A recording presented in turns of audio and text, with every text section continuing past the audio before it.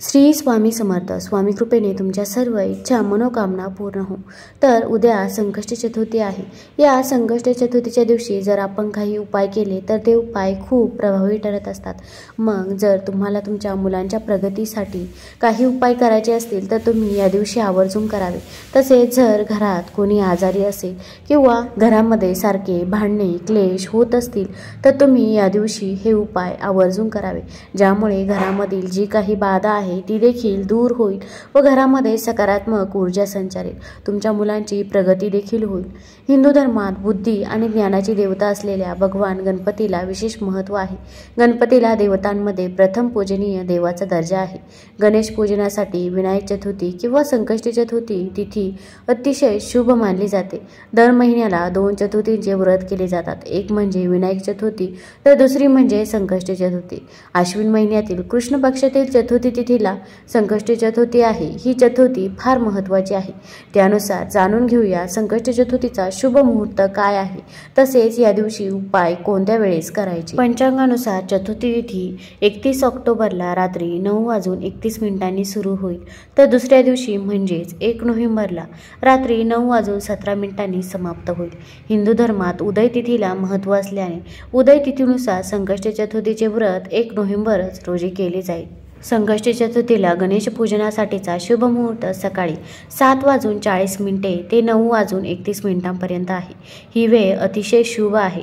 याशिवाय सायंकाळी 7:10 ते रात्री 8:20 देखील तुम्ही गणेशाची पूजाही करू शकता. श्री गणेशाला सिंदूर खूप आवडतो. संकष्टी चतुर्थीला गणपतीला सिंदूर लावून पूजा करावी. सिंदूर हे सुख आणि सौभाग्याचे प्रतीक मानले जाते. गणपतीला सिंदूर अर्पण केल्याने जीवनात सौभाग्य देखील प्राप्त होते. यामुळे या दिवशी गणेशाला सिंदूर हा अर्पण करावा.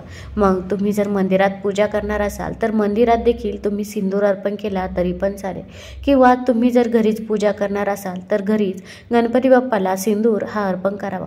या दिवशी गणपती बाप्पाला आपण अभिषेक घालायचा आहे.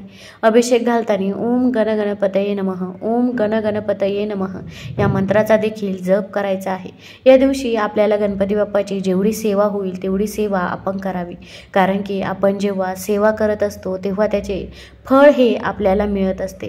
आणि जेव्हा आपल्याला उपाय करायचे असतात तेव्हा आपण सेवा करून मग उपाय करावे. मग ते उपाय खूप प्रभावी ठरत असतात. पण आपण नुसते उपाय केले आणि बाप्पाची सेवा नाही केली तर मग त्याचे फळ देखील आपल्याला मिळत नाही. त्यामुळे आपण सेवा देखील केलीच पाहिजे. तर आपल्याला या दिवशी धनप्राप्तीसाठी तसेच इच्छा मनोकामना पूर्तीसाठी आणि मुलांच्या प्रगतीसाठी असे 3 उपाय करायचे आहे. त्यापैकी तुम्ही कोणताही उपाय केला तरी पण चालेल. धने हे धनप्राप्तीसाठी खूप महत्त्वाचे आहे. गणपती बाप्पा हे बुद्धीचे देवता आहे. आपल्या मुलांसाठी आपण हा उपाय करायचा आहे. मग मुलं चिडचिड करत असतील किंवा रागवत असतील किंवा सारखे आजारी राहत असतील, त्यांच्या प्रगतीसाठी तुम्ही हा उपाय करू शकता. तर आपल्याला यासाठी धने लागणार आहे.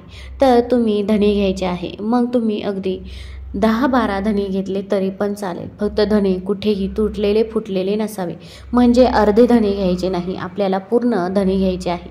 त्यानंतर आपल्याला एक दिवा बनवायचा आहे. मग तुम्ही एक कणकेचा दिवा घेतला तरी पण चालेल. कणकेचा दिवा नसेल तर तुम्ही मातीची पंती घेतली तरी पण चालेल. आपण गणपती बाप्पाची पूजा झाल्यानंतर हा दिवा घ्यायचा आहे. दिव्यामध्ये आपल्याला गाईचे शुद्ध तूप घालायचे आहे. जर तुमच्याकडे तूप नसेल तर तुम्ही तिळाचे तेल किंवा मोहरीचे तेल देखील टाकू शकता. मग त्या दिव्यामध्ये आपल्याला धने टाकायचे आहे. मग तुम्ही 10-12 धने देखील त्यामध्ये टाकू शकता. हे धने टाकल्यानंतर आपल्याला हा दिवा पूर्ण घरभर फिरवायचा आहे आणि बाप्पा पुढे बसून आपल्याला ओम गण गणपतये नमः किंवा श्री गणेशाय नमः या मंत्राचा जप करायचा आहे. तुम्हाला जो मंत्र सोपा वाटत असेल त्या मंत्राचा आपण जप करावा. 108 वेळा जर शक्य झाला तर 108 वेळा हा मंत्र जरूर जप करावा. किंवा तुम्हाला जर जप करणे शक्य नसेल तर तुम्ही मोबाईलवरती देखील लावून देऊ शकता. मग तुम्ही हा मंत्र ऐकावा. त्यानंतर जो दिवा आहे तो आपल्याला तिथेच देवापुढे ठेवायचा आहे आणि आपल्याला प्रार्थना करायची आहे मुलांच्या प्रगतीसाठी, किंवा मुले आजारी असेल तर ते देखील तुम्ही सांगू शकता. आपल्या मुलांसाठी आपल्याला हा दिवा बनवायचा आहे. तो दिवा आपल्याला तिथेच संध्याकाळपर्यंत ठेवायचा आहे. दुसऱ्या दिवशी आपल्याला हा दिवा घ्यायचा आहे.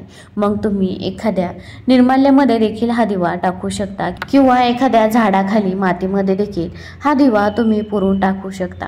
आणि जर तुम्ही मातीची पंती घेतली असेल तर त्यामध्ये जे उरलेले धणे आहे ते तुम्ही एखाद्या झाडाखाली टाकावे आणि तुम्ही ती मातीची पंती परत वापरली तरी पण चालेल. तसेच आता आपल्याला दुसरा उपाय करायचा आहे. तर हा उपाय आहे जो अनावश्यक आपला खर्च होत असतो, म्हणजे कुठे पण व्यर्थ आपला पैसा जात असतो. भरपूर वेळा असे होते की जिथे अगदी पैसा खर्च करण्याची गरज नव्हती त्या ठिकाणी देखील आपला पैसा खर्च होऊन जातो आणि मग महिन्याच्या शेवटी आपल्याला समजते की आपल्या या ठिकाणी उगाच वायफळ पैसा खर्च झाला. असा आपला पैसा खर्च न होण्यासाठी आपल्याला हा उपाय करायचा आहे. तसेच आपल्या घरामध्ये पैसा येण्यासाठी देखील आपण हा उपाय करायचा आहे. तर या उपायासाठी देखील आपल्याला एक दिवा लागणार आहे. मग तुम्ही मातीचा कणकेचा दिवा घेतला तरी पण चालेल, पण आपल्याला या दिव्यामध्ये लांब वात बनवून घ्यायची आहे. या दिव्यामध्ये देखील आपल्याला शुद्ध तूप टाकायचे आहे आणि थोडेसे धणे टाकायचे आहे. मी तुम्हाला हे तिन्ही उपाय पण धण्यांचेच उपाय सांगणार आहे.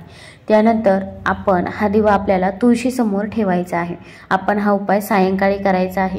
तुळशीसमोर ठेवल्यावरती आपण ओम श्री महालक्ष्मी नमः, ओम श्री महालक्ष्मी नमः या मंत्राचा जप करायचा आहे, किंवा ओम नमो भगवते वासुदेवाय नमः या मंत्राचा देखील जप करू शकता. तुम्हाला जेवढ्या वेळा शक्य होईल तेवढ्या वेळा आपण या मंत्राचा जप करायचा आहे. दिवा ठेवताना तुम्ही दिव्याखाली एखादी प्लेट किंवा तुम्ही तांदळाची रास देखील टाकू शकता. तुम्ही तसाच दिवा ठेवू नका. त्यानंतर तुळशी मातेला सांगायचं आहे आपल्या ज्या काही अडचणी आहे त्या सर्व सांगायच्या आहे. तसेच आपला अनावश्यक खर्च होतो तो खर्च थांबू दे हे देखील सांगायचं आहे. आणि मग तुम्ही हे दोन्ही पण दिवे प्रज्वलित करू शकता. एक दिवा देवापुढे प्रज्वलित करू शकता, तो फुलवातीचा दिवा प्रज्वलित करायचा आहे. आणि दुसरा दिवा जो आपण तुळशीपुढे प्रज्वलित करणार आहोत तो दिवा आपल्याला लांब वातीचा घ्यायचा आहे. हे उपाय आपण मनापासून करायचे आहे. बघा तुमची कामे ही नक्कीच होतील. तसेच आता मी तिसरा उपाय सांगणार आहे. तो उपाय आहे आपल्या इच्छापूर्तीसाठी, मनोकामना पूर्तीसाठी. तुमची कठीणातली कठीण कोणतीही इच्छा असो ती नक्कीच पूर्ण होईल या उपायाने. पण त्यासाठी तुम्हाला प्रयत्नांची पण जोड हवी आहे. कारण की भरपूर जणांना जॉब हवा असतो, पण त्यासाठी आपण प्रयत्न देखील केले पाहिजे. जेव्हा आपण मेहनत करू आणि हे उपाय देखील करू, तसेच बाप्पाची सेवा देखील करू, तेव्हा आपले काम हे निश्चितच होईल. पण प्रयत्न न करता कोणतीही गोष्ट ही पूर्णपणे पार पडत नाही.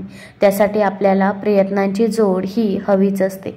तर आपण यासाठी मूठभर धणे घ्यायचे आहे. मग तुम्ही हा उपाय दिवसभरातून कधी पण करू शकता. सकाळी करू शकता किंवा सायंकाळी देखील करू शकता.